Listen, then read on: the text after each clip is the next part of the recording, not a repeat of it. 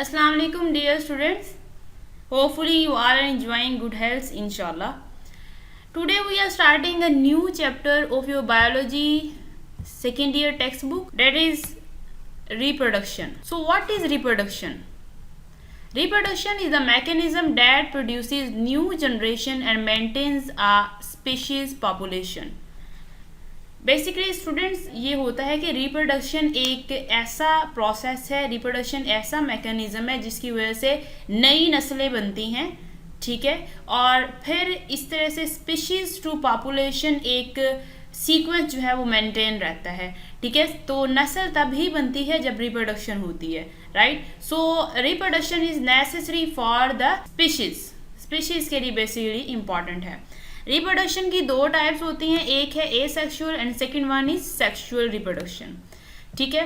तो the difference between asexual and sexual reproduction will be studied in the next topic and if we talk about a general concept of asexual reproduction then it may be called as mitosis, जिसमें क्या होता है कि जो है एक ही parent involve होता है और माइटोसिस होती है और इस तरह से सेल की डिवीजन होती है। जबकि अगर हम सेक्सुअल रिप्रोडक्शन की इन कंट्रास्ट बात करें तो वो ये होती है कि उसमें दो पेरेंट्स इन्वॉल्व होते हैं और दो पेरेंट्स जो हैं वो मियोसिस होती है, वहाँ पे दो पेरेंट्स इन्वॉल्व होते हैं और मियोसिस होती है। अगर हम एसेक्सुअल रिप्रोडक्शन के मेथड्स की बात करेंगे तो यहाँ पे fission, budding, sporulation, vegetative propagation, artificial propagation,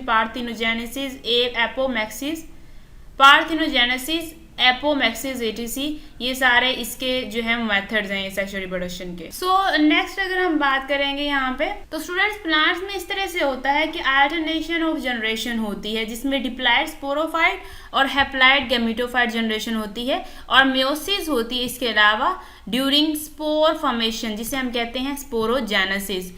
So if we talk about the diplohaploidic life cycle, so diplohaploidic life cycle will be studied next. Right now we are going to study the MCQ. In asexual reproduction, although increase in number of genetically alike individuals from a parent is very rapid, but this is not an adaptive method and may at some stage jeopardize the survival of species. तो ये एक MCQ consider किया जा सकता है।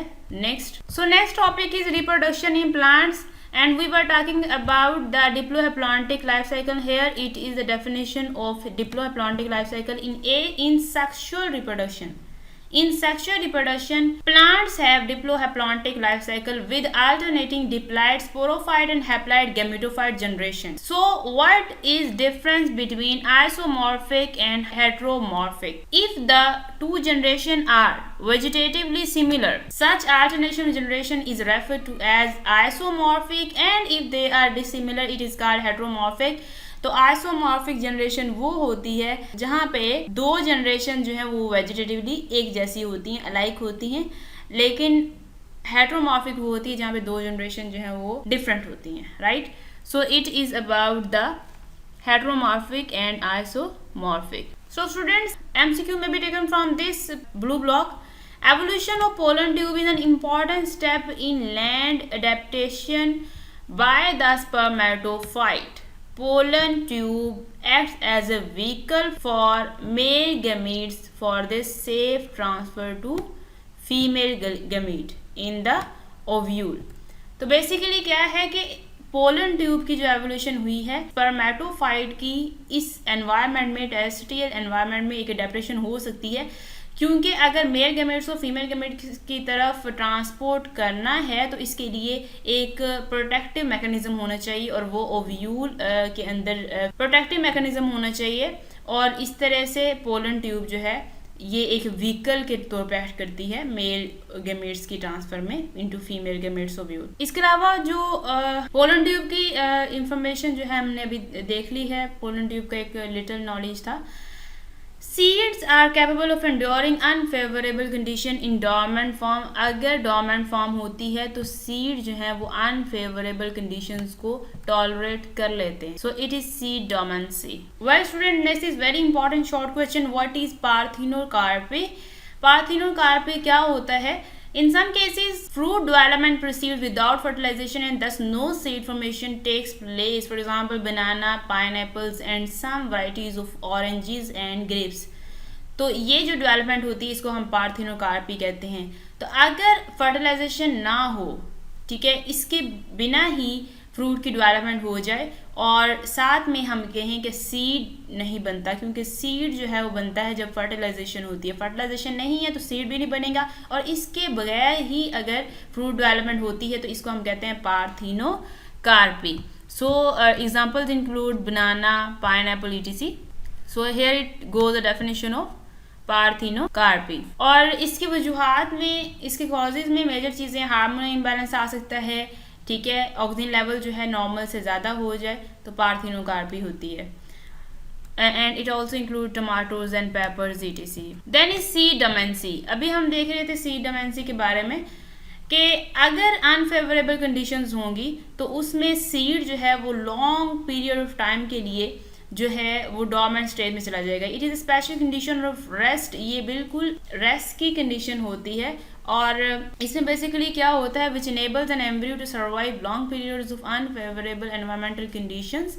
तो इसमें embryo जो है बहुत ज़्यादा लॉन्ग पीरियड जो है उनमें अनफेवरेबल कंडीशन में एम्ब्रियो रह सकता है, जैसे वाटर स्कार्सिटी हो जाए या लो टेम्परेचर, वाटर की शॉर्टेज हो या लो टेम्परेचर हो।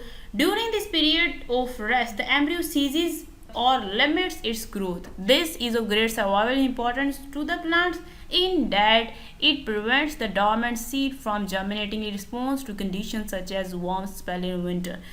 तो सीड डोमेंसी क्या होता है कि embryo long periods of unfavourable conditions में सर्वाइव तब कर सकता है जब सीड डोमेंसी होगी, राइट। और इसका बहुत ज़्यादा फ़ायदा होता है क्योंकि अगर वो डोर्मेंट स्टेट में होता है सीड तो फिर वो अनफेवरेबल कंडीशन में सर्वाइव कर जाएगा। So here it is the definition of seed dormancy. Well students, our next topic is fruit set and fruit ripening. These both are very important short questions. Fruit set क्या होता है? Fruit set होता है कि जब ovary जो है वो फ्रूट में कन्वर्ट होती है तो ओवरी का एक कंट्रोल होता है, रिटेंशन होती है ओवरी की, जिसकी वजह से फ्लावर जो है वो फॉल नहीं करते, गिरते नहीं है। अगर फ्लावर एब्सियन नहीं होगी, फ्लावर फॉल नहीं करेंगे, तो इसका मतलब ये है कि ओवरी का कंट्रोल है और फ्रूट सेट है, ये फ्रूट सेट है। और अगर ये फ्रूट सेट नहीं होगा तो एब्सियन होगी, जिसकी वजह से फ्रूट यील्ड भी कम होगी। So it is basically the concept of fruit set. Auxins are necessary for fruit set, that is retention of ovary which becomes the fruit after fertilization. Without it, abscission of flowers normally occurs, leading to low fruit yield. This is the definition of fruit set. So if we talk about the fruit ripening, fruit ripen क्या होता है? जब fruit ripen होता है तो इसका मतलब ये होता है कि फ्रूट ज़्यादा टेस्टी हो गया है, ज़्यादा स्वीटर हो गया है और लेस ग्रीन हो गया है और सॉफ्टर भी हो गया है। जब भी फ्रूट कोई राइपन होता है तो उसके अंदर ये कैरेक्टरिस्टिक्स आ जाती हैं, right. So if we talk about the definition of fruit ripening is a process in fruits that causes them to become more tasty. Fruit become more sweet, less green and softer as it ripens. तो ये ripening की definition है। And if we talk about the definition of climacteric, very important definition, fruit ripening is often accompanied by a burst of respiratory activity called climacteric. This is associated with ethane production which helps in ripening of fruit. तो जब fruit में बहुत ज़्यादा respiratory activity होती है तो ये fruit ripening के बाद होती है। फ्रूट राइपनिंग जो है कंपनीड होती है and increase in respiratory activity, इसको हम कहते हैं क्लाइमेक्ट्रिक। और इसमें क्या होता है कि इथेन प्रोडक्शन असल में रिलीज होता है और उस इथेन प्रोडक्शन की वजह से फ्रूट की राइपनिंग होती है। So it is a definition of climacteric situation. Then is the photoperiodism. Students, it is very important long question, and if we talk about the definition of photoperiodism, then photoperiodism is the response of an organism to the relative duration of day and night, कि एक organism दिन और रात की duration के हिसाब से किस तरह से response करता है, इसको हम photoperiodism कहते हैं। So an important MCQ is there. Effect of photoperiodism was first studied studied in 1920 by Garner and Allard. They studied tobacco plant. Studies indicated that it is really the length of dark period which is critical. तो students जो dark period होता है ना उसकी length ज़्यादा critical होती है light period की निस्बत. असल में जो शॉर्ट डेज प्लांट्स हैं उनको इनफैक्ट वो क्या कहते हैं, वो लॉन्ग नाइट प्लांट्स हैं. ठीक है, क्योंकि डार्क पीरियड ज़्यादा क्रिटिकल है. So here is the comparison between short day plants, long day plants and neutral plants, day neutral plants. And in short day plants flowering induced by dark periods longer than a critical length, and in long day plants flowering induced by dark periods shorter than a critical length, while in day neutral plants flowering is independent of photo period because it is day neutral plant. Example may be taken cocklebur in short day plants, henbane in long day plants, and cucumber or tomato in day neutral plants. These examples may be asked in the form of MCQs. So these were the major differences between these plants. Well students, here is an important definition, that is what is photomorphogenesis. Photomorphogenesis is the light controlled development of form and structure. It may be asked in the form of short question, what is photomorphogenesis. तो ये क्या होती है कि form और structure की light control development, जिसमें light जो है फॉर्म और स्ट्रक्चर की डेवलपमेंट को कंट्रोल करती है. Right. So next is the phytochromes.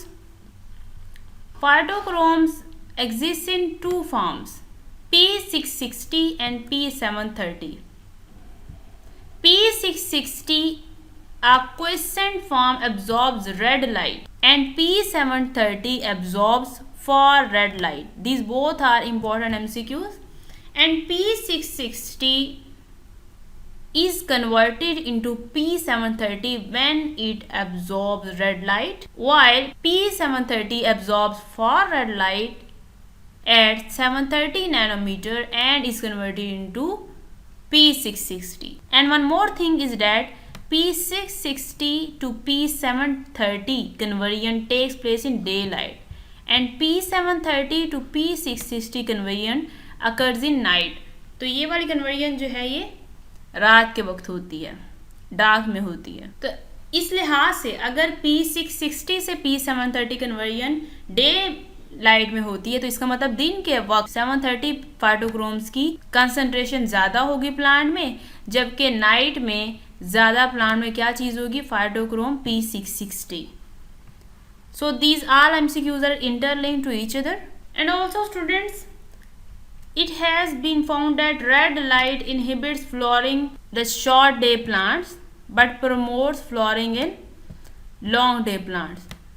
Under conditions during which flowering normally takes place, तो क्या होता है कि रेड लाइट ने शॉर्ट डे प्लांट्स में इनहिबिट करनी होती है, फ्लोरिंग रोकनी होती है, जबकि लॉन्ग डे प्लांट्स में जाके रेड लाइट जो है वो प्रमोट करेगी फ्लोरिंग को. ऑलराइट, यहाँ पे एक और बात है which must be remembered, that is it is generally agreed that time measuring phenomena of flowering is not totally controlled by interconversion of P660 to P730. Other factors like presence or absence of light and length of dark or light periods also play an important role in flowering.